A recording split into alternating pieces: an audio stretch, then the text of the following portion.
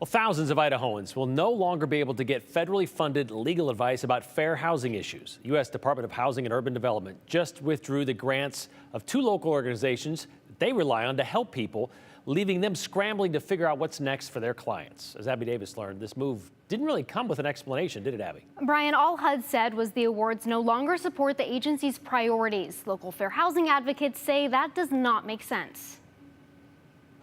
We are all here to help other people. There's no shortage of resources at Idaho Legal Aid Services, an organization offering free legal assistance for civil matters. Aging, wills, power of attorneys. Now, Legal Secretary Tricia Barnes says they can't help everyone they want to after the federal government canceled its Fair Housing Education and Outreach grant late last week. It's sad and disheartening and a little scary.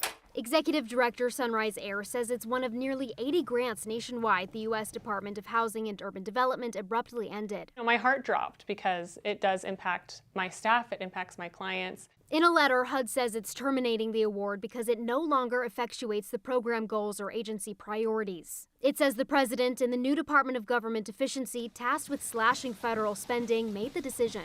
I think that, clearly that their priorities have changed and they don't want to focus on educating folks about their fair housing rights. I've been doing this since 2006. This is like my life's work. Zoanne Olson is the executive director of the Intermountain Fair Housing Council. HUD canceled 3 of its grants, which help keep people housed and educated about their rights under the Fair Housing Act.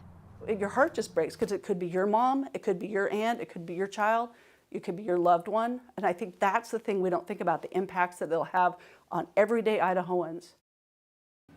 AIR says they're not sure what legal authority DOGE has to make these decisions since money for the grants were already appropriated. She says it's a worthy cause to try to cut the national debt, but told me that's Congress's job, not the job of unelected people, Brian. Well, Abby, speaking of Congress's job, have we heard from Idaho's congressional delegation about these local impacts? Olson said that she reached out and she's heard back from 2 of our lawmakers, and she said that they told her that they were looking into it. Okay, well, wait to see if they have anything more to say besides that.